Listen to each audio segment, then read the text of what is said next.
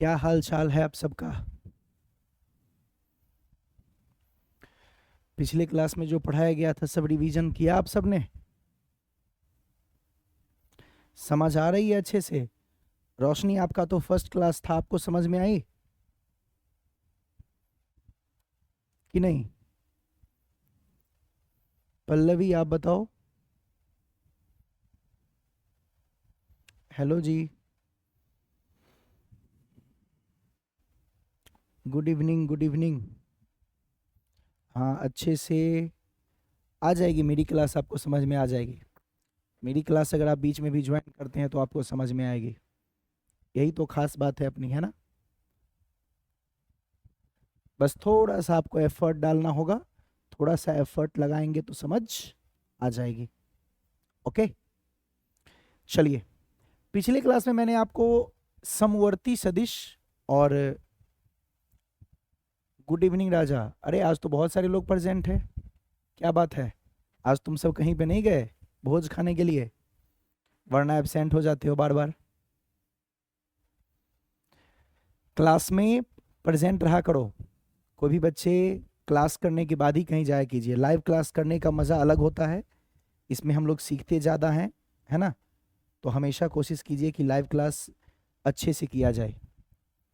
चलिए, पिछली क्लास में हमने सदिशों के प्रकार पढ़ा था, राइट? सदिश किस किस प्रकार का होता है वो सब हमने देखा था, है ना? कौन कौन से प्रकार होते हैं। और मैंने बताया भी था कि बहुत आसान है सब। ध्रुवीय सदिश, अक्षीय सदिश, यही सब था ना? फिर आपने समान सदिश, असमान सदिश, समांतर सदिश, प्रति समांतर सदिश, यही सब पढ़ा। तो ये बहुत सारे सदिश आपने पढ़े थे और मुझे उम्मीद है कि आपने जब एक बार नोट को रिवाइज किया होगा तो सब आपको याद भी हो गया होगा, है ना? चलिए, समवर्ती सदिश समझ में आ गया था। कॉन्कुरेंट कहते हैं इसे, एक ही बिंदु पर जो आके मिलती है, राइट? है ना? या तो वो एक ही बिंदु से निकल के जा रही है, या फिर उसको बढ़ाने पे आगे या पीछे की तरफ वो उस बिंदु पे आके इंटरसेक्ट करती है, उस बिंदु पर आकर मिलती है, राइट? तो जो एक ही बिंदु पर प्रतिच्छेदित करती है उसे हमने क्या कहा था? समवर्ती सदिश। फिर मैंने आपको शून्य सदिश भी बताया था। शून्य सदिश क्या था? शून्य सदिश किसे कहते हैं? जिसका मान शून्य हो, जीरो हो। जीरो का मतलब, जीरो का मतलब कुछ भी नहीं। तो जिसका मान ही नहीं है तो दिशा कहां से होगा? तो उसका दिशा भी अज्ञात होता है, राइट? चलिए, तो यहां तक हमने पढ़ लिया था। आज एक छोटा सा बात बचा हुआ है, देख लीजिए। तो आज आपको पढ़ना है एकांक सदिश, और सभी बच्चे इसमें मेरे तरफ से लगा लेंगे very very very very very important. इसको बढ़िया से याद कर लीजिए, ये आपको 12th में भी काम आएगा। ये हमें 12th में भी काम आएगा बच्चों, ठीक है? तो इसकी जरूरत हमें 12th में भी पड़ेगी। तो इसको बढ़िया से सभी बच्चे अपने दिमाग में बैठाएंगे। क्या होता है एकांक सदिश, वो देखो पहले। एकांक सदिश नाम से यह स्पष्ट है। एकांक का मतलब क्या? इकाई। इस एकांक को हम लोग इकाई के नाम से भी जानते हैं। एकांक सदिश या इकाई सदिश एक ही बात है, ठीक है? एकांक सदिश किसे कहते हैं या इकाई सदिश किसे कहते हैं, कोई आपसे पूछे तो सिंपल सा अर्थ होता है जिसका मान एक हो। देखिए, वैसी सदिश जिसका परिमाण, मतलब जिसका मान एक हो, वन, है ना? ऐसा सदिश जिसका परिमाण एक होता है उसे हम क्या कहते हैं? एकांक सदिश या इकाई सदिश के नाम से जानते हैं। याद हो गया? जैसे आपने पढ़ा था ना शून्य सदिश। शून्य सदिश क्या था? जिसका मान शून्य हो। उसी तरीके से इकाई सदिश या एकांक सदिश जिसका मान एक हो। क्लियर? मान एक हो तो एकांक सदिश, और मान शून्य हो तो शून्य सदिश। तो मैंने आपको पहले ही कहा था, नाम में ही सारे परिभाषा छुपे होते हैं। नाम को जब आप समझ गए तो परिभाषा भी समझ में आ जाएगी। एक हो जिसका मान, जिसका परिमाण एक हो, उसे हम क्या कहते हैं? एकांक सदिश, राइट? अब ये निकलता कैसे है? आपको एक ना अजीब सा फॉर्मूला दिख रहा होगा। दिख रहा ना सबको? पहले बात सुनना, सबसे पहली बात, एकांक सदिश को सूचित कैसे करते हैं? सब लोग यहां पे ध्यान देंगे, बहुत सारे बच्चों को इसमें बहुत दिक्कत आती है। मुझे बताइए, गुड इवनिंग रागनी, मुझे बताइए कोई भी सदिश को आप ऐसे सूचित करते हैं ना, ए vector, B vector, C vector. मान लीजिए कोई सदिश है ए, तो उसको लिखते हैं ए और ऊपर हम लगा देते हैं एरो, दिख रहा है, ऊपर एक तीर लगा देते हैं, इसका मतलब हो गया ए वेक्टर। बी के ऊपर तीर लगा देते हैं, कोई भी अंग्रेजी वर्णमाला लिख के उसके ऊपर तीर लगा देते हैं, तो वो हो गया सदिश का निरूपण करने का तरीका, राइट। सी लिखे उसके ऊपर तीर लगा दिए, तो ये सब हो गया वेक्टर, ए vector, B vector, C vector, है ना। लेकिन अगर आपको लिखना होगा ए को एकांक सदिश लिखना है, जिससे पूरी दुनिया को समझ में आ जाए कि इसका मान 1 है, तो जानते हैं कैसे लिखते हैं? देखिए, जैसे मान लीजिए ए का एकांक सदिश मुझे निरूपित करना है, तो बेटा ए लिख के और ऐसे, कभी भी ऐसा दिखे, ये दिख रहा है, इसको कहते हैं कैप, कैप, टोपी, कैप, इसको पढ़ते हैं ए कैप। मान लो बी का एकांक सदिश है, यानी बी कोई सदिश है जिसका मान 1 है, तो इसका निरूपण होगा बी कैप। मान लीजिए कोई सदिश है सी जिसका मान 1 है, तो वो एकांक सदिश हो गया, उसका निरूपण होगा सी कैप। ये सदिश नहीं लगाएंगे, ये लगाने का मतलब मान कुछ भी हो सकता है, ये लगाने का मतलब हो गया कि इसका मान 1 है। Is it clear to everyone? क्या आपको बात समझ में आ रही है? इजी है काफी। एकांक सदिश का जो रिप्रेजेंटेशन है, एकांक सदिश का जो निरूपण है, उसको हम कैसे इस्तेमाल करते हैं? ये लगा के A cap, B cap, C cap, इसको पढ़ते हैं कैप, समझते हो ना, कैप, टोपी, है ना। तो जब आप उस पे कैप लगा देंगे ना, इसको देख के पूरा दुनिया समझ जाएगा कि आप उसको कहना चाहते हैं ए एक ऐसा सदिश है जिसका परिमाण 1 है, बी एक ऐसा सदिश है जिसका परिमाण 1 है, सी एक ऐसा सदिश है जिसका परिमाण 1 है। बोलिए, आपको थोड़ी सी बात समझ में आ गई? तो एकांक सदिश को निरूपित करने का भी अलग तरीका होता है। यहां देखिए लिखा हुआ है ए कैप, लिखा ना ए कैप, इसका मतलब ये कह रहा है ए एक ऐसा सदिश है जिसका मान बेटा 1 है। ठीक है, तो पहचान जाइएगा, कई बार ऐसा होता है लिखा रहता है दो सदिश हैं ए कैप एवं बी कैप, तो वो आपको कह रहा है ए का मान 1 और बी का मान भी 1 है। डन। चलिए अब आगे बढ़ते हैं। इसका मान 1 होता है तो उसको एकांक सदिश कहते हैं, तो निरूपण कैसे करेंगे समझ में आ गया। अब आते हैं मेन मुद्दे पे। मुझे एक बात बताना कि एकांक सदिश का फॉर्मूला कैसे बनेगा। तो एक फॉर्मूला आपको सामने लिखा हुआ दिख रहा है, लेकिन हम इस फॉर्मूला को नहीं देखेंगे, खुद से समझेंगे कि कैसे फॉर्मूला बनता है। आ जाओ, ध्यान देना सब लोग। अगर मैं आपको कहूं, सिर्फ जवाब देना है आपको, समझ में नहीं आया तो मुझे बताना। अगर मैं कहूं कि एक वेक्टर है ए, बोलो ये देख के आपको पता लग गया कि इसका मान 1 होगा। क्या मैंने ऐसे लिखा इसका अर्थ हो गया कि ए सदिश का परिमाण 1 है? नहीं, यहां मैंने पूरा सदिश लिखा है। अगर मैं ए लिख के कैप लिखता तब उसका मान होता ऐसे ए कैप, तब होता इसका परिमाण 1। मैंने ए वेक्टर लिखा है, अब इसका परिमाण 1 नहीं है। चलिए, बिल्कुल सही जवाब दिया काजल ने। ए वेक्टर लिखा हुआ है कहीं पर 5 मीटर पूर्व की ओर। देखिएगा ध्यान से और समझने का कोशिश कीजिए। ए वेक्टर बराबर 5 मीटर पूर्व की ओर। डन। अब मैं चाहता हूं इसको एकांक सदिश बनाना। बेटा मैं क्या चाहता हूं? एकांक सदिश बनाना। एकांक सदिश का मतलब जिसका मान 1 हो। अभी इसका परिमाण कितना है?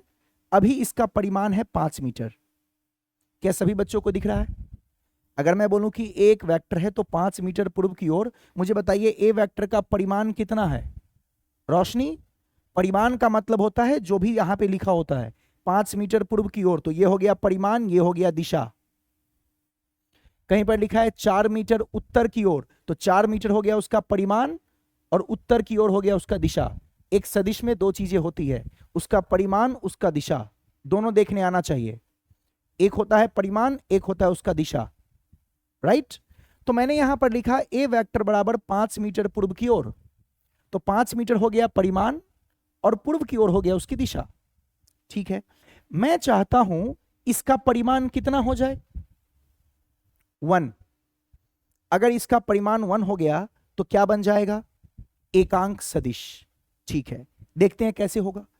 अगर मैं आपसे पूछ रहा हूं, जवाब देना, अगर मैं कहूं 5 मीटर पूर्व की ओर को भाग दे दीजिए 5 मीटर से, मैं क्या कह रहा हूं, समझ में आया? मैं कह रहा हूं कि जो सदिश लिखा हुआ है ना, उसको उसके परिमाण से भाग दे दीजिए। सदिश है 5 मीटर पूर्व की ओर, भाग दे दीजिए 5 मीटर से। तो मुझे बताइए, जब आप यहां पर इस दोनों को डिवाइड कर देंगे तो क्या सिर्फ आंसर में बचेगा पूर्व की ओर, हाँ या ना? अब मुझे बताइए तो, ये जो बचा पूर्व की ओर, क्या वो सिर्फ दिशा बचा, हाँ या ना? सिर्फ दिशा बचा तो इसके पीछे का परिमाण कितना है? आप जानते हैं किसी अंक के पीछे कुछ भी, किसी चीज के पीछे कुछ नहीं होता है तो इसका मतलब 1 होता है।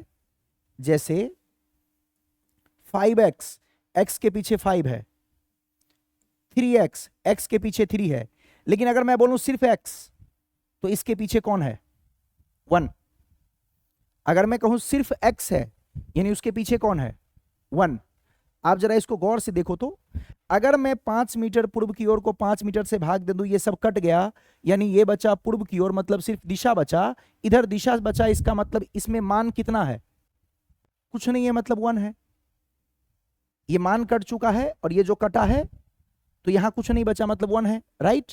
अब जरा देखना, इसको अगर आप देखेंगे तो ये आपको दिशा दिखेगा, इसके पीछे का अगर मान देखेंगे तो कुछ भी नहीं है, मतलब 1 है, राइट। अब मुझे बताना ध्यान से, ये जो लिखा हुआ है, क्या ये जो मैंने सॉल्व किया, इसको सॉल्व करने के बाद पूर्व की ओर यानी दिशा बन गई, और क्या इसका मान 1 है, तो क्या ये एकांक सदिश हो गया? यस, ये एकांक सदिश जो हुआ, इसको लाने के लिए हमने क्या किया, एक सदिश को उसके परिमाण से भाग दिया, हाँ या ना बोलो? एक सदिश को उसके परिमाण से भाग दिया, यानी क्या मैं लिख सकता हूं, ऊपर वाला एक सदिश है, हाँ या ना? ऊपर जो लिखा हुआ है वो एक सदिश है, मतलब ए वेक्टर है, बोलो यस और नो? क्या 5 मीटर पूर्व की ओर, 5 मीटर पूर्व की ओर ए वेक्टर है, तो ए वेक्टर लिख दूं, हाँ या ना? और नीचे देखो, नीचे देखो, ये जो 5 मीटर दिख रहा है वो इसका मान है, इसका परिमाण है। और आपको पता है परिमाण को लिखने के लिए, जैसे ये ए का परिमाण है तो सीधा ए लिखते हैं। ए वेक्टर जब लिखते हैं तो परिमाण दिशा दोनों होता है, और ए का अर्थ होता है सिर्फ उसका परिमाण। तो बोलिए, मैं 5 मीटर को सिर्फ ए लिख सकता हूं, और ए वेक्टर को 5 मीटर पूर्व की ओर के जगह पे ए वेक्टर लिख सकता हूं। क्या ये वाला जो फॉर्मूला है, ये होने से क्या इसमें सिर्फ दिशा बचा, मतलब इसका मान 1 हो गया? और अगर इसका मान 1 हो गया तो क्या ये इकाई सदिश हो गया? और अगर ये इकाई सदिश हो गया तो क्या मैं इसको लिख सकता हूं, ये पूरा का पूरा ए कैप है, हाँ या ना? और यहीं से इसको और इसको मैच करो, देखो फॉर्मूला बन गया। अब सेंस लगाओ, कहीं पर लिखा है 2 मीटर उत्तर की ओर, उसको 2 मीटर से भाग दे दो, कट गया, क्या बचा, 1 उत्तर की ओर, यानी 1 बचा, इसका मतलब वो 1 बचा, और जिसका मान 1 बचे, एकांक सदिश। यानी एकांक सदिश बनाने के लिए क्या यहां से ट्रिक निकला, उस वेक्टर को अपने मान से भाग दे दो ताकि मान कट जाए, वो बन जाए 1। यस और नो? वेक्टर यानी ए वेक्टर, उसका मान मतलब ए, दोनों को भाग दिए तो एकांक सदिश बना, मतलब ए वेक्टर को ए से भाग देने पर 1 हो जाता है मान, इसका मतलब ये एक एकांक सदिश है, और एकांक सदिश है तो इसका सूचक कुछ इस प्रकार से हो जाएगा, ए कैप बराबर ए वेक्टर बाई ए। क्या थोड़ी बहुत बात आपको समझ में आई, हाँ या ना? नहीं आई तो मुझे बताइए। नहीं आई? रोशनी, आपको नहीं पता तो एक बात जान लो, पूरे सदिश को सूचित करते हैं ए वेक्टर से, और उसके मान को सूचित करते हैं सिर्फ अल्फाबेट से। ए से लेके जेड तक का कोई भी वर्णमाला लेके, ए से लेके जेड तक का कोई भी वर्णमाला लेके उस पर तीर लगा देंगे तो वो वेक्टर हो जाएगा। ठीक है, मैं क्या करूंगा, बात समझ रहे हैं?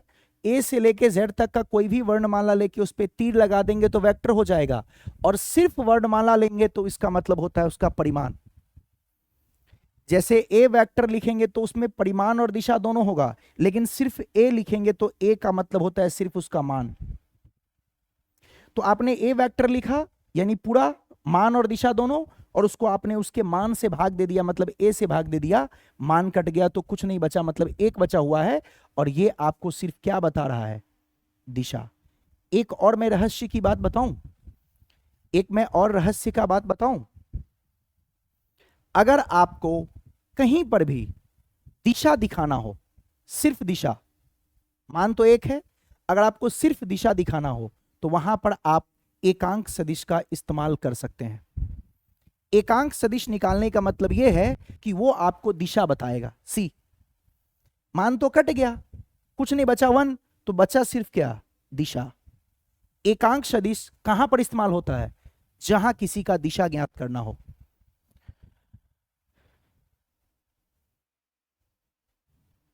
यस और नो? रागनी इधर ध्यान दो, बातें नहीं करनी है। ठीक है, सबका हालचाल बहुत अच्छा है, हालचाल बाद में पूछ लेना, पहले इधर मुझे जवाब दो। इधर दिक्कत आती है तो मुझे बताइए, ठीक है? मैं क्या कह रहा हूं समझ में आया? एक सदिश में मान और दिशा दोनों होती है, उसको मान से भाग दे देंगे तो बचेगा सिर्फ दिशा। जो दिशा सिर्फ बताएगा उसका परिमाण 1 है, जो परिमाण 1 देगा उसका नाम एकांक सदिश है।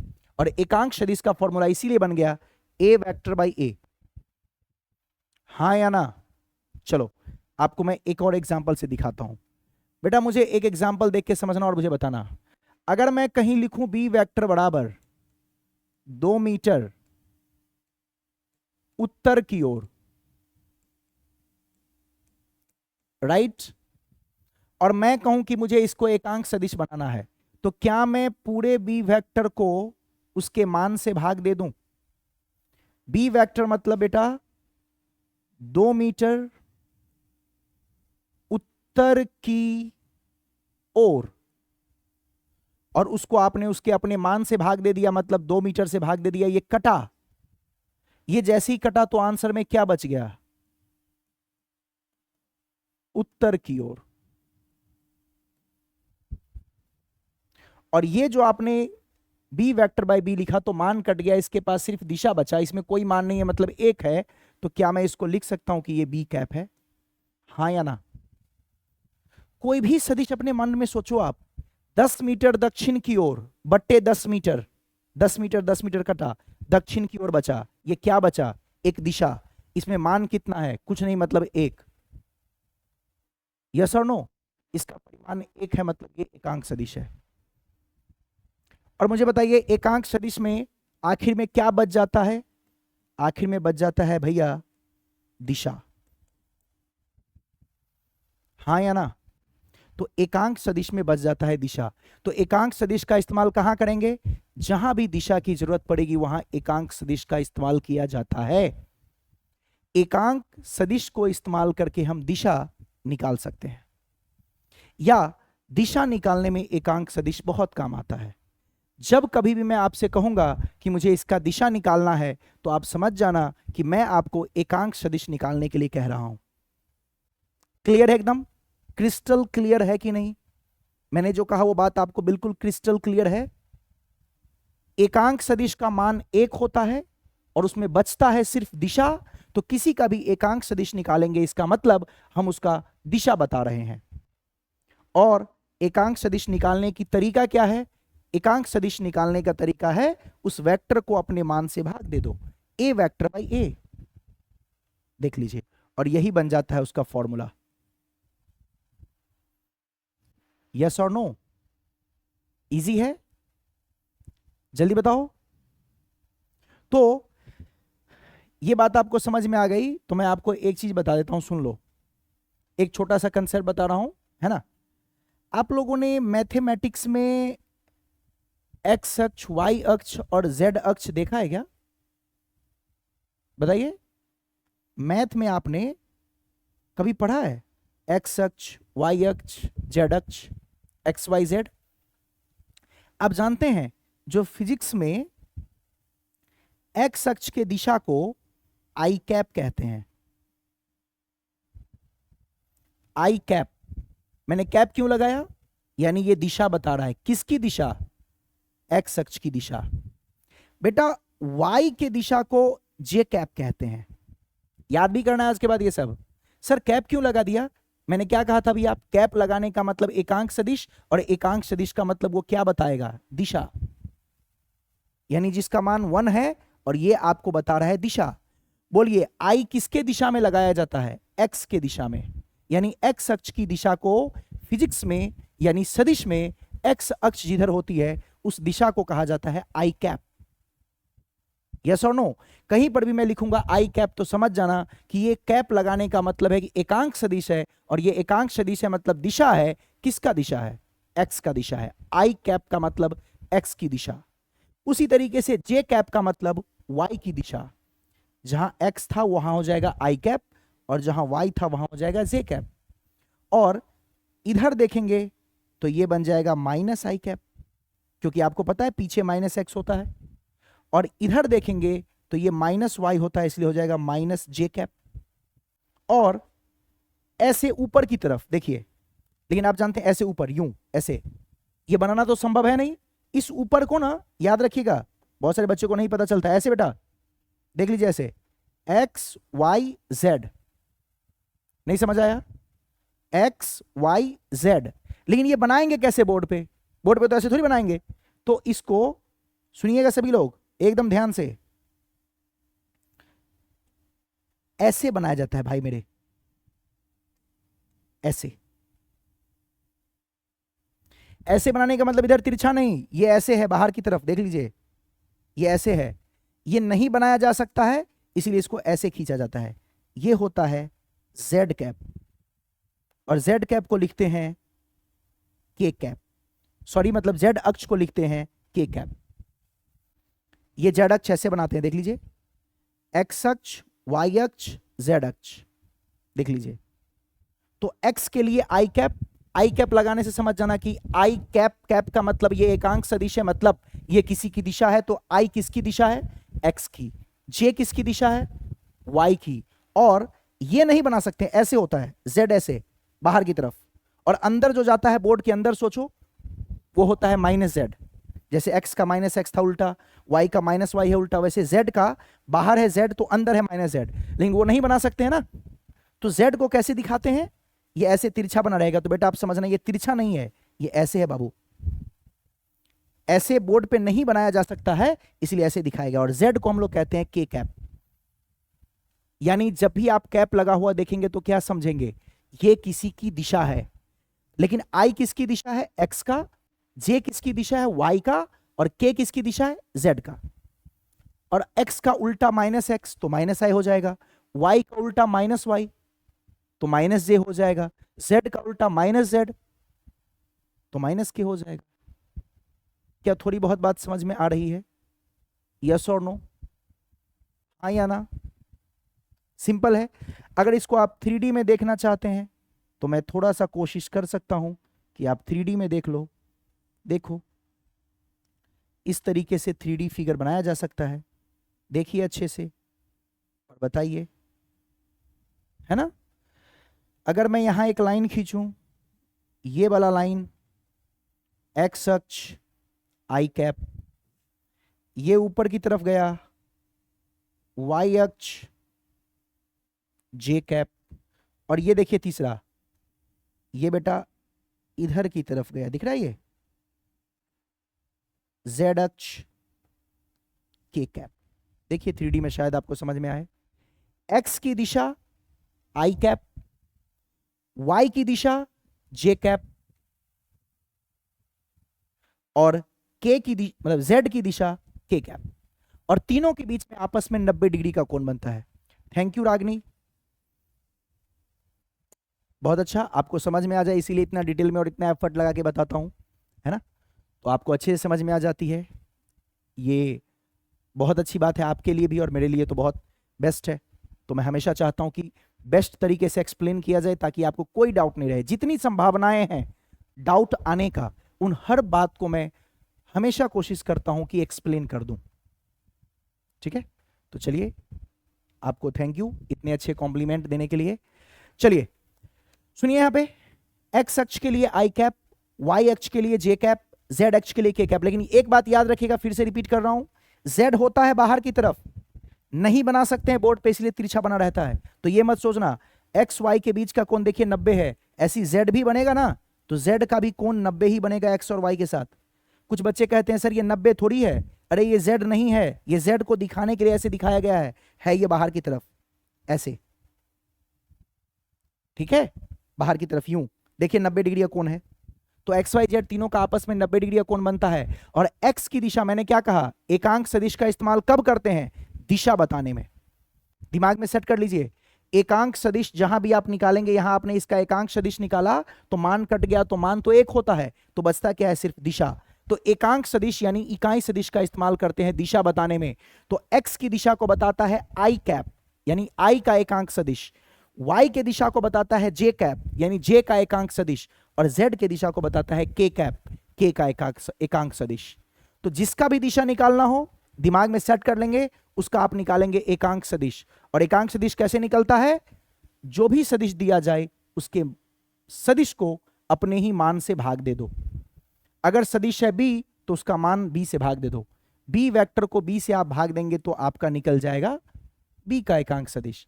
तो जो भी आपको देखिए यहां जो भी सदिश दिया जाएगा उसको अपने मान से भाग देना है। ये सदिश, ये उसका मान, भाग देंगे तो बचेगा सिर्फ दिशा, जो दिशा बताए वो एकांक सदिश। तो इसीलिए एक्स वाई जेड दिशा को बताने के लिए हम एकांक सदिश लेते हैं आई का, जे का और के का। क्लियर है, इजी है, समझ आ गई है, वेरी गुड। ठीक है, तो ऐसे हम निकालेंगे जब भी आपको निकालना होगा। तो आगे बढ़ने के बाद बहुत सारे हम इकाई सदिश निकालना आपको सिखाएंगे, बट पहले कुछ एग्जाम्पल ले लेते हैं। चलिए आज कुछ क्वेश्चन करके देखते हैं। देखिएगा, एक छोटा सा एग्जाम्पल ले रहा हूं, आप सब करके देखना, इजी सा, नहीं आया तो मुझे बताइएगा, ठीक है। कहीं पर लिखा है ए वेक्टर बराबर बाबू 3i + 4j। क्या लिखा है, ए वेक्टर बराबर 3i + 4j। पूछ क्या रहा है, पूछ रहा है ए कैप क्या होगा, यानी ए का एकांक सदिश आपसे पूछ रहा है। पहले एक बात मुझे बताओ, क्या ए का अगर बात किया जाए तो ए क्या कह रहा है कि ये 3 है एक्स दिशा में और 4 है वाई दिशा में। ये बात आपको समझ में आ रही है, रागनी बताइए। 3i मतलब 3 है किसमें, आई की दिशा में। 4j यानी 4 है किस दिशा में, वाई की दिशा में। बोलो इतनी बात समझ में आ गई। तो बोल रहा है कि बताइए ए का एकांक सदिश क्या होगा। सीख लीजिए, ऐसा क्वेश्चन करना बहुत इजी होता है, एक दो एग्जांपल दूंगा तो आपको आ जाएगा। तो कैसे सॉल्व होता है सुनिएगा बाबू। हमने पढ़ा था अभी कि जो ए का एकांक सदिश निकालना हो तो हम लिखेंगे ए वेक्टर और उसी का मान, ए वेक्टर बटे ए। अब जो मैं कहता हूं सुनिएगा ध्यान से, ए वेक्टर जो लिखा है लिख दीजिए 3i + 4j, 3i cap + 4j cap. ये हो गया ए वेक्टर जो लिखा था, लिख दिए, हाँ या ना बताओ, इतना समझ में आ गया। और सुनिएगा, ये मैं आपको थोड़ा सा बता रहा हूं अभी थोड़ा ध्यान से सुनिएगा और याद रखिएगा, बाकी बाद में धीरे धीरे समय के साथ समझ में आ जाएगा कि ऐसा हम क्यों कर रहे हैं, ठीक है। इन सदिश में इसका मान कैसे निकालेंगे, ए सदिश का परिमाण कैसे निकालेंगे। तो आई और जे में जो लिखा होता है ना उसका परिमाण ऐसे निकालते हैं बेटा।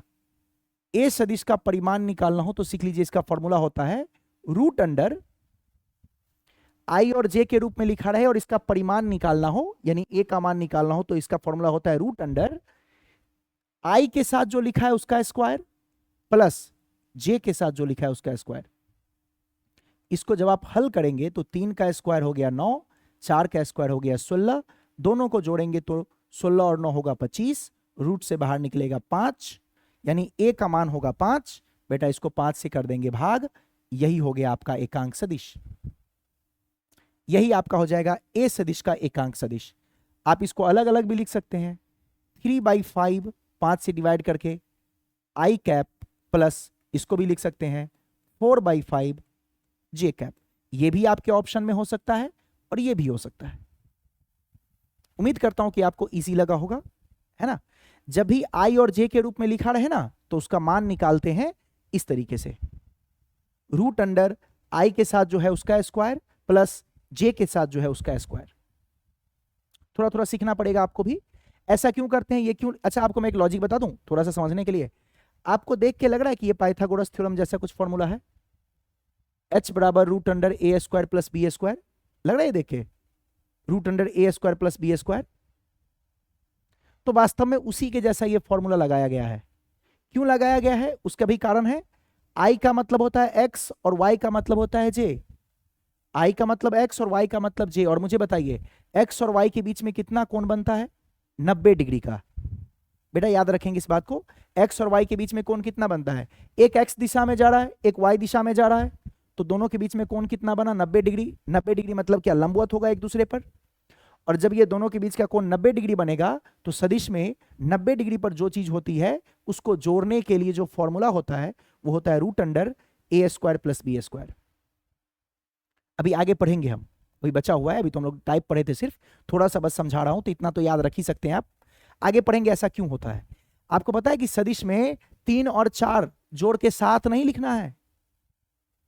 इसमें 7 होगा कि नहीं होगा ये अलग बात है, वो देखना पड़ता है बहुत तरीके से। अभी इतना समझिए कि 3 आई है मतलब x है, 4 जे है मतलब y है, और दोनों के बीच का कोण 90 है। और 90 डिग्री पर जब सदिश होती है तो उसका मान निकालने के लिए, उसका परिमाण निकालने के लिए फॉर्मूला होता है रूट अंडर ए स्क्वायर प्लस बी स्क्वायर। समझे, इसलिए ये वाला रूल लगा के निकाला गया है। चलिए एक और करके आप बता दो मुझे फटाफट। बी वेक्टर बराबर है -2i plus 3j, -2i plus 3j। तो आपसे पूछ रहा है बी कैप क्या होगा।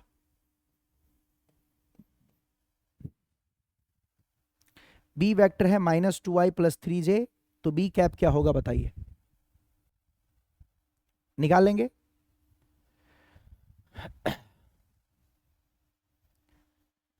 जल्दी से मुझे सब निकाल के बताएंगे। बी कैप हो जाएगा b vector by b. B vector तो मैं ही लिख देता हूं, -2i प्लस 3j। मुझे सिर्फ बताओ बी क्या लिखोगे। बी मुझे बताइए, रागिनी ने बिल्कुल सही जवाब दिया। बी होगा रूट अंडर -2 का स्क्वायर। बेटा -2 का स्क्वायर 4, -2 का स्क्वायर करेंगे तो माइनस का स्क्वायर करके भी प्लस ही हो जाता है भाई मेरे, और 3 का स्क्वायर, माइनस का स्क्वायर करते हैं प्लस ही हो जाता है, 2 का स्क्वायर 4 और माइनस का स्क्वायर करेंगे प्लस ही हो जाएगा। तो ये हो गया 4 + 9 रूट अंडर 13। रागनी रूट अंडर 13, रूट अंडर 13 ही रह जाएगा, ये रूट से बाहर नहीं निकलेगा, यही आंसर। राज आपने क्या किया, ओ आप सीधे जोड़ रहे हैं। सदिश में सीधे नहीं जुड़ता है मेरे दोस्त, सदिश में जोड़ने के लिए अलग अलग कोण पे अलग अलग मान होता है जोड़ का। ये 90 डिग्री पर है तो इसमें पाइथागोरस थ्योरम जैसे आपने पढ़ा था उस तरीके से फॉर्मूला लगाइए। आई और जे, एक्स और वाई 90 डिग्री पर होता है तो 90 डिग्री के लिए फॉर्मूला होता है रूट अंडर ए स्क्वायर प्लस बी स्क्वायर। -2 का स्क्वायर यानी 4, 3 का स्क्वायर यानी 9, 13। माइनस का स्क्वायर करके भी प्लस हो जाता है बेटा, ये हो जाएगा। इसको अलग अलग लिखेंगे तो क्या हो जाएगा, -2 by root under 13 i cap plus 3 by root under 13 j cap.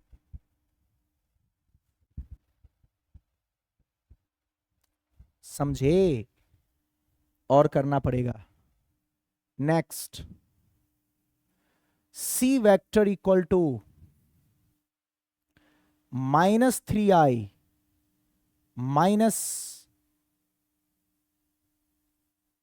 -4j। बताइए सी का एकांक सदिश क्या होगा? जल्दी रफ्तार में।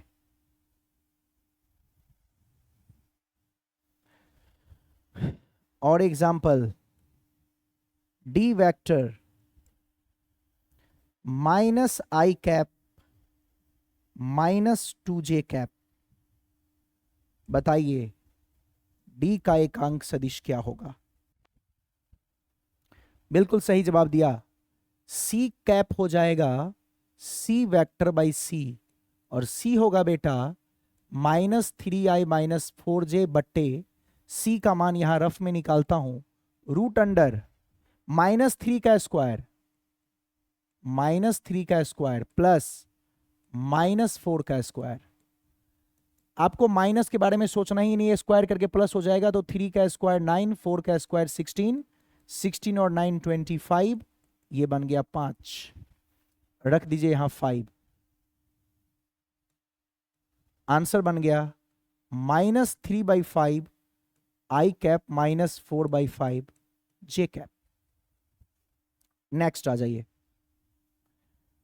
D cap, D vector by D, ये हो गया -i-2j अपॉन डी का निकालिए वैल्यू, रूट अंडर, यहां पर देखिए तो ये आपको करने आया? रागिनी ने बोला इसका बताइए डी का मान कितना होगा? रागिनी ने बोला √5। बिल्कुल सही रागिनी। आई के साथ कोई नंबर नहीं है बेटा, मतलब यहां 1 है।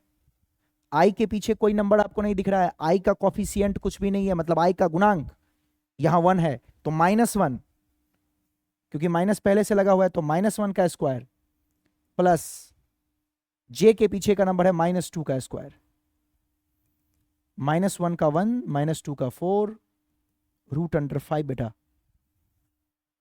रूट अंडर 5 से डिवाइड, हा रूट अंडर 5 से डिवाइड, ये हो गया -i/√5 -2/√5, और ये जे कैप।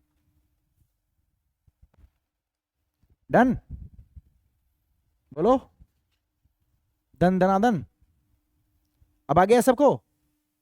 100% बच्चों को आना चाहिए।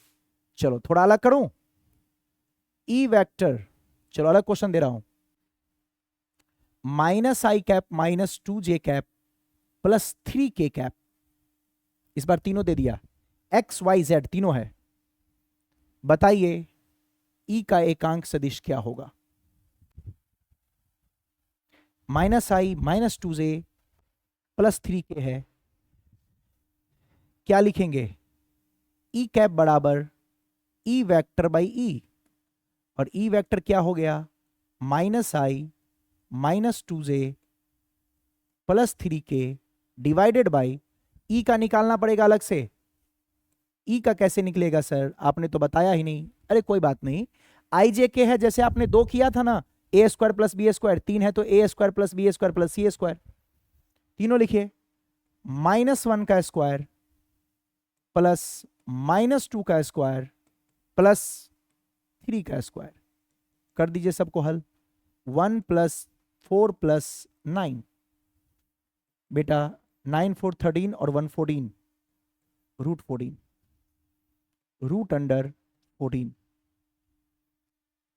14 नहीं √14, -i/√14 -2j/√14, और ये हो गया प्लस 3k/√14। अगर अलग अलग लिखना है तो ऐसे भी लिख सकते हैं। क्या हो जाएंगे कोई भी क्वेश्चन? अब कोई आपको रोक सकता है? बिल्कुल नहीं। Next and last, F vector, okay, 3i cap -4j cap plus 5k cap, आपसे पूछ रहा है एफ कैप क्या होगा, बताइए। आई कैप, आई का एकांक सदिश x के लिए होता है, j का एकांक सदिश y के लिए होता है, k का एकांक सदिश z के लिए होता है। तो x y z दिशा के लिए आई कैप y j कैप और के कैप का व्यवस्था किया गया है। बताइए फटाफट क्या करेंगे। एफ का एकांक सदिश F vector by F 3i minus 4j plus 5k divided by F का मान निकाल लीजिए यहां रफ में पीछे, क्या हो जाएगा 3 का स्क्वायर माइनस 4 का स्क्वायर और 5 का स्क्वायर, ये हो जाएगा 9 16 25 16 और 9 25 25 प्लस 25 रूट अंडर 50 50 क्या हो जाता है 5 रूट 2